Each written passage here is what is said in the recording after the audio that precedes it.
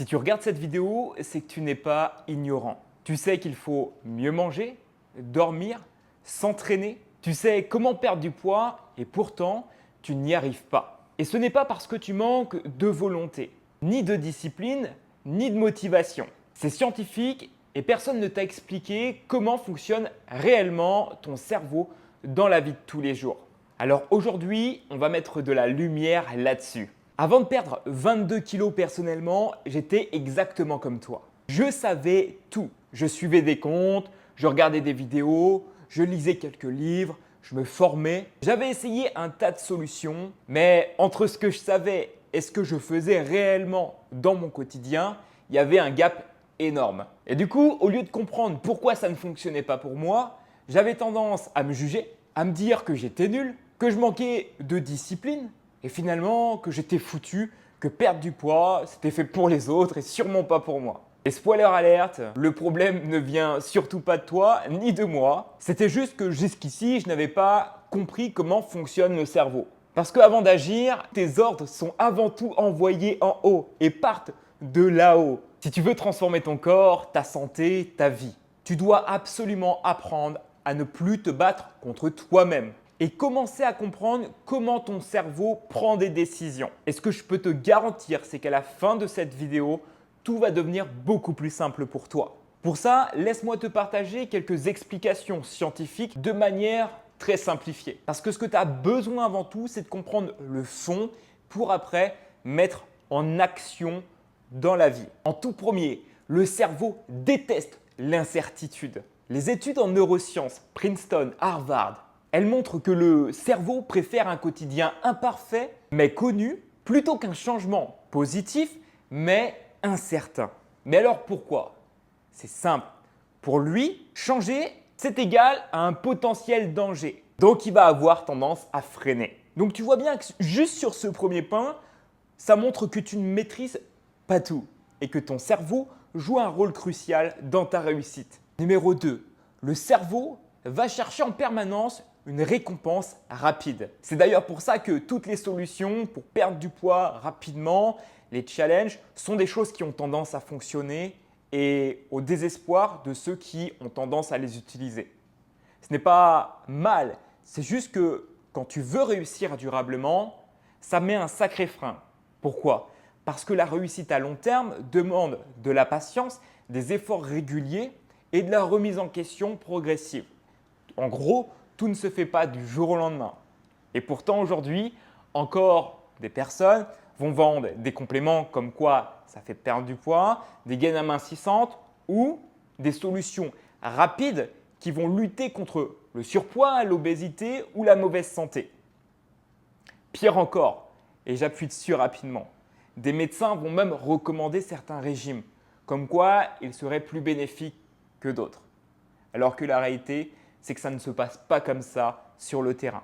Revenons à cette fameuse récompense immédiate. La dopamine, c'est ce qui te pousse à choisir le plaisir instantané. Le sucre, le canapé, le fait de scroller sans aucune raison pendant des fois quelques minutes, voire quelques heures, tout cumulé à la fin de la journée. Plutôt que quoi du coup?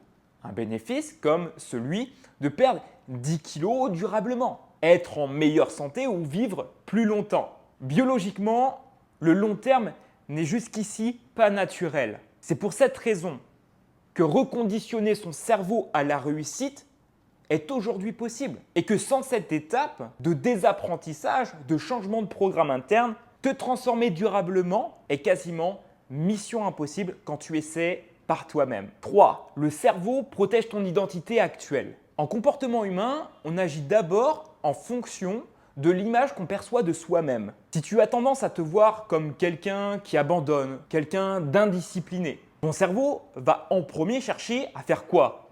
À confirmer cette identité et surtout pas à la changer.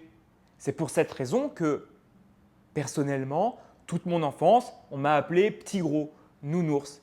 C'est cette identité qu'on m'avait mis en place, finalement un peu comme une étiquette, et qui avait fait que au fil du temps, j'avais pris du poids et que mes habitudes s'étaient transformées effectivement en une personne en surpoids qui abandonne rapidement, qui ne fait que très peu d'efforts, qui dort mal, qui ne s'alimente pas correctement. Et une fois de plus ici, ça montre une chose, que même si ce n'est pas toi qui t'as mis cette étiquette de la personne qui abandonne, si dans ton parcours, dans ton enfance, dans ton histoire, dans ton quotidien, on a tendance à te mettre des étiquettes, tu deviens cette personne. Tu es devenu cette personne et à tes dépens.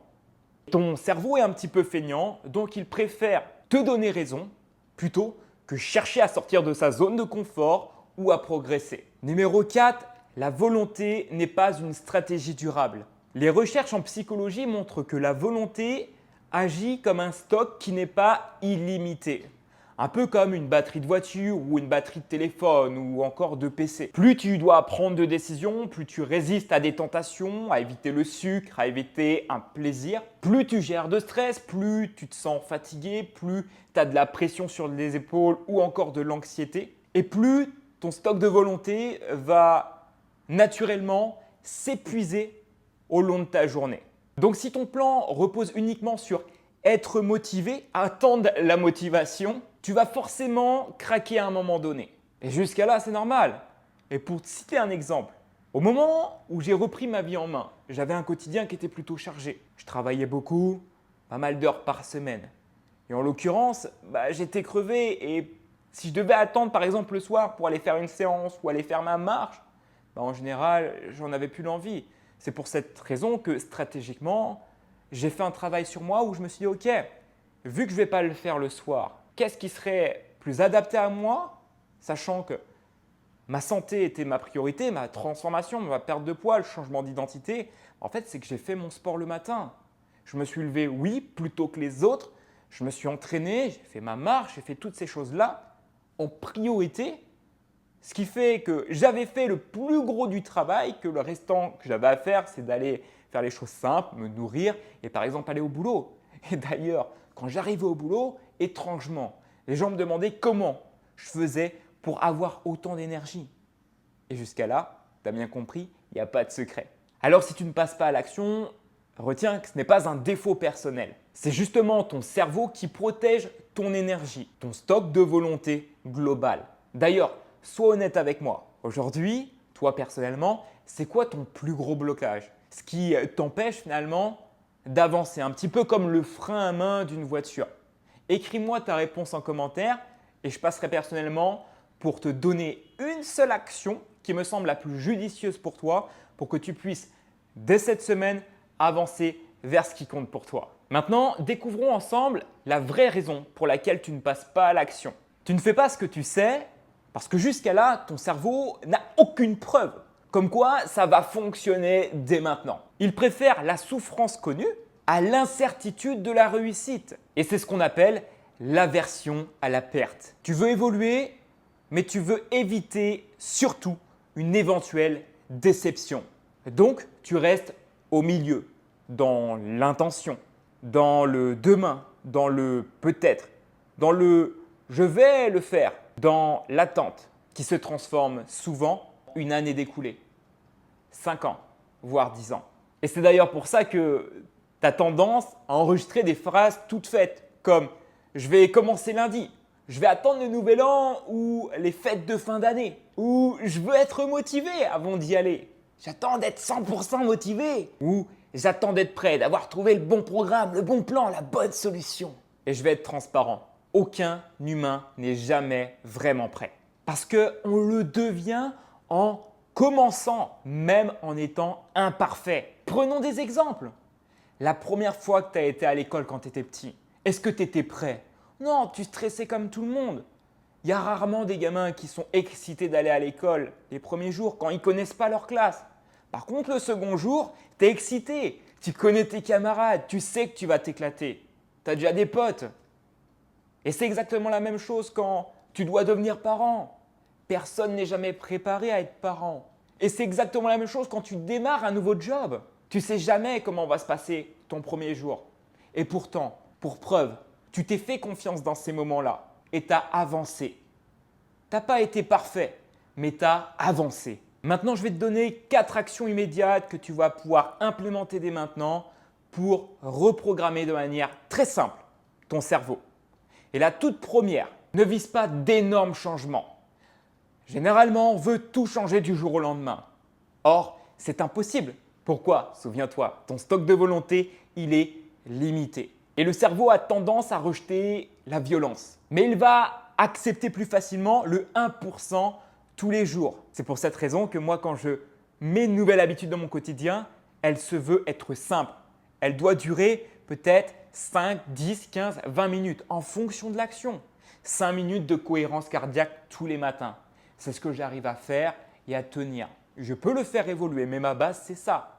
20 minutes de sport au début, 10 minutes de marche après un repas. Numéro 2, changer ton environnement, pas ta volonté. Si ton frigo, ton entourage, ton quotidien ne change pas, tu ne changeras pas non plus. Numéro 3, passe de je vais essayer à c'est qui je suis, c'est qui je veux devenir. Parce que c'est ton identité profonde qui dirige tes actions et pas l'inverse. Alors la meilleure des choses à faire pour toi, c'est de réfléchir à comment font les personnes qui réussissent de façon à agir de la même manière que eux.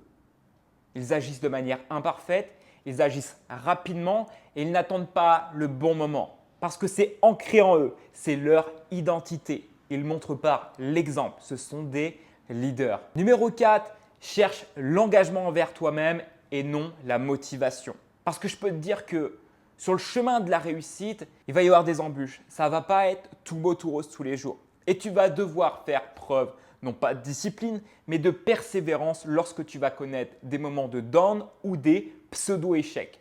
Parce que l'échec est tout le temps temporaire.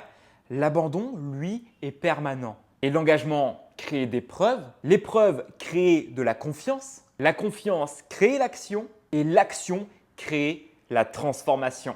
Donc la prochaine fois que tu te dis « je sais, mais j'y arrive pas », souviens-toi de ça. Tu n'as pas besoin d'être plus motivé. Tu n'as pas besoin d'être plus fort. Tu n'as pas besoin de plus d'informations. Tu n'as pas besoin d'être une meilleure version de toi-même. Tu as juste besoin d'arrêter de te battre contre ton cerveau et commencer à travailler avec lui. Parce que c'est là que débute ta vraie transformation identitaire.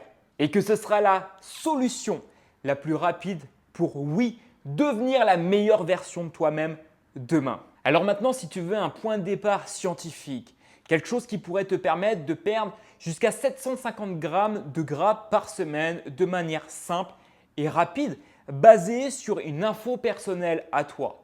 J'ai créé un test 100% gratuit que j'appelle le test déficit calorique. C'est une information honnêtement que tu peux retrouver partout. Mais aujourd'hui, je peux te permettre d'y accéder rapidement. Ce test prend moins de 2 minutes. Je t'envoie tes résultats par email de manière personnalisée et tu accèdes à mes propres conseils que je rédigerai à la main pour te les envoyer afin que, à ton tour, tu puisses avancer dans la bonne direction. Ce test est 100% gratuit, ne t'engage à rien, mais si tu es une personne sérieuse, c'est maintenant que tu devrais absolument en profiter pour te garantir des résultats futurs inimaginables. Ta métamorphose peut littéralement commencer dès maintenant. Tu n'as rien à perdre, juste une preuve que tu peux gagner. Si cette vidéo t'a parlé, suis-moi ici et aussi sur Instagram. J'y partage tous les jours des informations qui peuvent littéralement transformer ta vie et qui m'ont personnellement aidé à perdre 22 kilos. J'ai également eu la chance de transformer plus de 300 hommes et femmes qui aujourd'hui ont vu leur vie se métamorphoser. Parce qu'ici, tu l'as vu, on ne parle pas simplement de perte de poids. La perte de poids est une conséquence de la personne que tu deviens, des habitudes que tu as créées, optimisées pour toi et ta propre vie. On parle ici de te construire durablement. On se retrouve très vite pour une prochaine vidéo. C'était Teddy et on dit quoi? Let's go!